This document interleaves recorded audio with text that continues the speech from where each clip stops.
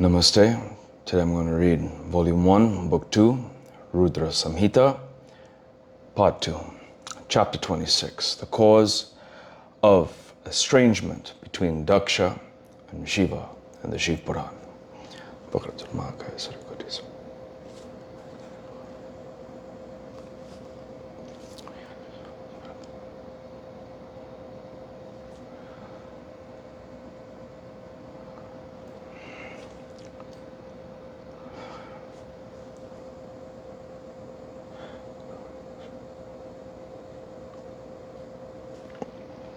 Hariom Tatsat.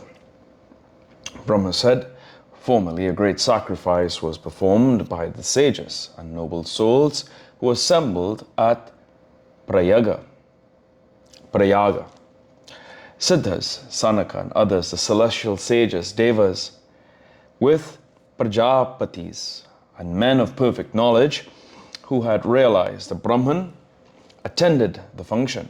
I too attended the same along with my followers. All the agamas and nigamas in brilliant embodied forms were present with me. The assembly was variegated and of diverse character. They conducted discussions of epistemology from different sacred texts with great festivities. O sage, in the meantime, Lord Shiva, accompanied by his attendants and Sati, came there, the Lord conferring benefit on the three worlds and affording them protection. On seeing the Lord, Devas, Siddhas, and sages bowed to and eulogized him with great devotion. I too joined them. At the bidding of Shiva, they sat in their respective places. They were excessively delighted on seeing the Lord. They explained to him the various activities they were engaged in. In the meantime, the Lord Daksha, the Lord of Prajapatis, came there, delighted by shedding lustre everywhere in the course of a casual visit. After saluting me, Daksha sat there with my consent. Daksha, the Lord of the universe, was a bit arrogant, though worthy of honor, as he had no deep insight into reality. Daksha of great splendor was honored by the humble celestial sages with laudatory songs, obeisance, and the joining of palms in great reverence. But Lord Shiva, who indulges in diverse sports, sat firmly and did not bow to him. Naturally, the Lord, who is the cause of protection, is independent. Seeing Shiva not bowing to him, my son became displeased. Daksha, the patriarch, was furious with Shiva. Haughty and devoid of perfect knowledge, Daksha looked cruelly at Shiva and spoke aloud within the hearing of all present. Daksha said, all these suras and asuras, Brahmins and sages bow to me. How is it that this gentleman, who is always surrounded by goblins and ghosts, behaves like a wicked man?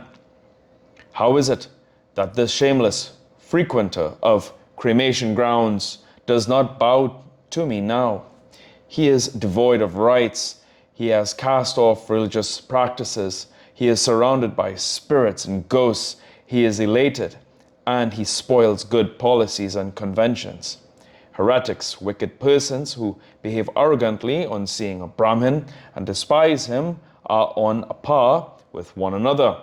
Besides, this person is always engrossed in the love of his wife. Hence I am going to curse him. Brahma said. After saying thus, the furious rogue spoke to Shiva thus. Daksha said, may all these Brahmins and Devas listen. May all of you deem him worthy of being killed by me. Let not this Shiva, a resident of cremation grounds, lacking in nobility of birth and pedigree, expelled by me from sacrifices, an outcast and ugly-shaped, obtain his share along with the Devas. Brahma said, on hearing these words of Daksha, Bhrigu and others reproached Shiva. After duly saluting Shiva along with the Devas, Nandi, the attendant of Shiva, who had heard the words of Daksha, was furious and rolled his eyes with an intention to curse him. he immediately spoke to Daksha. Nandisvara said, O foolish Daksha, of roguish and wicked intention, how is it that you have expelled my lord from sacrifice? How is it that you cursed him, whose thought makes all sacrifices fruitful and all sacred places holy? O Daksha, of wicked intentions, in vain did you curse him by your inconsiderate rashness as a Brahmin. The great Lord Shiva, who is free from defects, has in vain been ridiculed by you. O vile Brahmin, how is it that you cursed Shiva, the great Lord, by whom this universe is created, sustained, and destroyed in the end? Censured and rebuked thus by Nandi, Daksha, the patriarch, who was still furious, cursed Nandi too. Daksha said, You all, the attendants of Shiva, are expelled from Vedic rites. You will be abandoned by the followers of the Vedic path as well as by great sages. You all will be confirmed heretics out of the conventions of society. You will indulge in drinking wine, matted hair, ashes and bones will be your embellishments. Brahma said, Thus Shiva's attendants were cursed by Daksha. On hearing that, Nandi, the favorite of Shiva, became furious. Nandi, the brilliant son of Silada and favorite of Shiva, spoke immediately to Daksha, who was excessively roguish and haughty. Nandishvara said, O roguish, wicked Daksha, in vain did you curse Shiva's attendants. You who do not know Shiva's principles, you have exercised your indiscreet rashness on being a Brahmin. The great Lord Shiva is ridiculed by the evil-minded fools, Bhrigu and others, apparently due to their egotism in being Brahmins. When the power of Shiva backing me, I now heap curses on these Brahmins here who are against Shiva and hence wicked like you. You are engaged in discussing Vedas, but you will be ignorant of Vedic principles. May these Brahmins prattle that there is nothing else. May these Brahmins indulging in lust, heavenly pleasures, anger, covetousness, and pride be shameless beggars. These Brahmins will be officiating in the sacrifices of Sudras, following the Vedic path. They will be perpetually poor and eager to receive monetary gifts.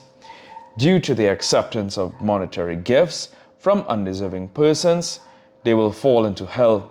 O Daksha, some of them will become Brahmanical Rakshasas. Brahma, who rivals with Lord Shiva, considering him on a par with ordinary devas, and who has evil intentions too, will become averse to the true principles of Shiva cult. Daksha will become goat-faced ere long. He will be indulging in vulgar, worldly, lustful pleasures and evil strategies. He will be laying down rules for rituals and perpetually discussing Vedic passages. His bright, pleasing face will disappear. He will become individual soul strayed from his ultimate goal. He will fall from his holy rites and indulge in wicked deeds. When the Brahmins were cursed by the furious Nandi and Shiva was cursed by Daksha, there was a great hue and cry. On hearing that, I, the creator of the Vedas and the knower of the principles of Shiva, rebuked him frequently, and also the Brahmins, Bhrigu and others. On hearing the words of Nandi, the Lord Sadashiva laughed and spoke sweetly to him, enlightening him further. Sadashiva said, O Nandi, of great intellect, listen. Do not get angry. You have cursed the Brahmins in vain, erroneously thinking that I have been cursed. Vedas are in the form of syllables of verses and hymns. The self is established in the Sukta, whomsoever it may belong to. Hence do not angrily curse the knowers of the self. The Vedas shall not be cursed by anyone, not even by the evil-minded. I have not been cursed now. You please understand the factual position. O intelligent one, be calm. Enlighten Sanaka and others. I am the sacrifice, the sacrificial rite, the ancillary adjuncts of the sacrifice, the self of sacrifice, and one engrossed in sacrifice. I am out of sacrifice too. Who is this? Who are you? Who are these? In reality, I am all. Consider everything in this light. In vain did you curse the Brahmins. Extracting the fundamental basis of the construction of the universe through the knowledge of reality, be enlightened and self-assured, O intelligent one, be free from anger and other emotions. Brahma said, thus exhorted by Shiva, Nandikeshvara became calm and free from anger and took up discrimination as the ultimate aim. After enlightening him and also his favorite gunners, Shiva returned to his abode accompanied by his gunners with great delight. Seething with fury and malice against Shiva, Daksha went to his abode along with the Brahmins. Remembering the situation in which Shiva had been cursed and still furious against him, Daksha of confounded intellect forsook his faith and entertained enmity and disgust against the worshippers of Shiva. Thus I have narrated the crooked intellect of Daksha in regard to Shiva, the great self. O dear one, hear about his evil intention and thought. I shall tell you further. Footnotes.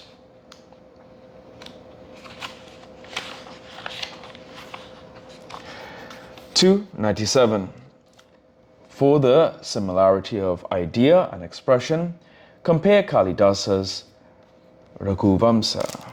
Okay, so there's Prayaga. Alright. 299. Bhrigu is one of the Prajapatis and great sages and is regarded as the founder of the race of the Bhrigus or Bhargavas, in which Jamadagni and Parushrama were born.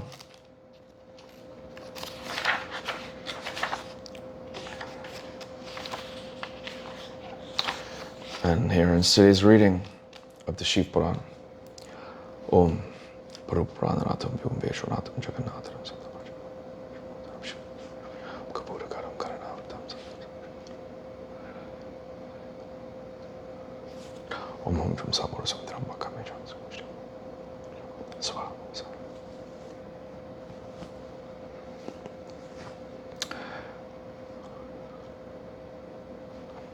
Om Deva Mata Chapitatu